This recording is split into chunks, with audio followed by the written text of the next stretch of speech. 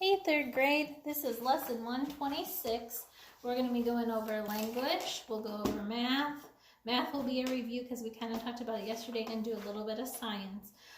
Bible is on the second grade video, so if you want to watch the Bible lesson, you have to watch the first part of the second grade lesson. So we are moving into a new theme, which is space, which we have become familiar with in our science lesson. The Bible tells us the heavens declare the glory of God, and the firmament show us his handiwork. Okay, the sky is such an example of how awesome God is, and we're going to talk more about that in science. So we're going to talk about adjectives. I'm not sure what you remember from second grade, but we've learned that an adjective is a word that describes a noun.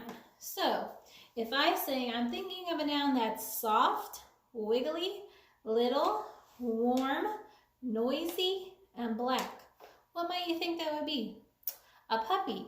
Okay, once you know the puppy, you think about it being soft, wiggly, little, warm, nosy, and black. You can see it. You can picture it in your head. The adjectives help us see our sentences or our words clearly, and it makes life a whole lot more interesting. Okay, because we can imagine how it looks, how it feels, and things like that. We could have even said stinky, because sometimes puppies get in mud and everything, and then they are stinky and make a mess. So words that describe a person, place, or thing are called adjectives. Well, adjectives tell us about the noun so we can understand it better. Okay, one way we can find our adjectives in our sentences is to look for words that answer a question, what kind? Okay, so we have a couple adjective questions. The first one is going to tell us what kind. So if you can see my sentence here, it says 6 children pick the red apples off the little tree. So if we look through there and we look for an adjective that would answer the question, what kind? Okay, red apples. What kind of apples? Red apples. So sometimes often our color words are used to describe nouns. So here the red describes the apples.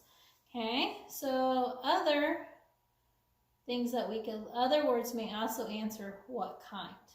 Okay, then another question is how many. Okay, we had a red apple and we have a little tree. That answers what kind. Okay, but when we look at our noun children, the adjective 6 describes children. It's how many. So our number words are used a lot to describe the different things with how many. So our adjectives are words that describe a noun. And we have 2 questions today. We're talking about what kind and how many. So if you look at your language paper, on page 142, it says an adjective is a word that describes a noun. An adjective may answer one of these questions. What kind? What kind of crown? Red. Neat handwriting? What kind of handwriting? Neat. And then how many? How many pencils? There were 4. And then books, there were several. So not just number words, but other words like several or a couple can also be adjectives that describe a noun. So adjectives make life so much more exciting. Because if I just said the dog ran down the street, it's not that exciting. But if I said the big brown dog ran down the huge mountain, it gives you different ideas. It kind of gives you a picture, kind of like when you read. When you read a book, if it didn't have any adjectives, it would not be very exciting and you would not want to read it. Okay, so that's kind of the overview for adjectives today. Remember, they are a word that describes a noun and they answer what kind and how many. And we're going to get into that. If you look at your paper, it says in the blank, write an adjective that answers the question, what kind, about each purple noun. So one of my favorite meals is homemade pizza. Mom lets me help her roll the blank dough to make the crust. So you have to add an adjective in there before the word dough. And then I carefully spread the blank sauce on the dough. So you need adjectives there to describe those nouns. And then it says write an adjective that answers the question, what kind? Think C. And the blank, write an adjective that answers the question, how many? About each purple noun. Okay, so that's language for today. We'll get into more adjectives tomorrow. For math, if you'll remember on your math paper, if you've done it today, we already did number 1 together. We've kind of already done this lesson. So I just want to briefly go through one problem. If you have more questions, your parents can send me a message and let me know. We're going to be working on these for the next couple of days, so we'll have some practice with them. So I just want to review remainders as fractions. If you can kind of see on the board, I have 15 divided by 2. Well, 2 goes into 15 how many times? We have to think about it. Okay, 7 times. So 14, subtract, you have 1. 1 is your numerator from down here, and your number here is going to become your denominator, so you have 7 1/2. So we've kind of gone over that, so I'm not going to spend a lot of time on that. Most of the things on the page we have done. So if you have any questions, your parents can send me them and I can answer them.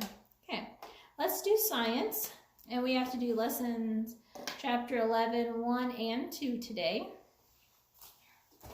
We are starting to talk about astronomy.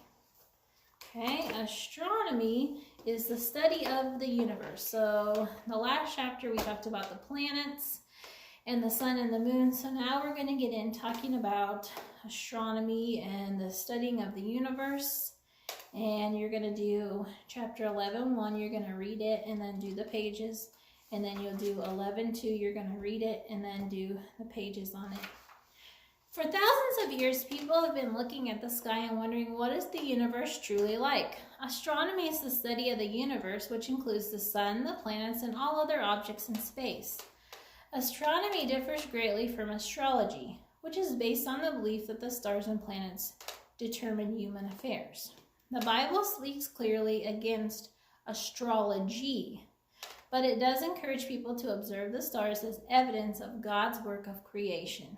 Psalm 97:6 states that the heavens proclaim God's righteousness, and all that people see the glory of God.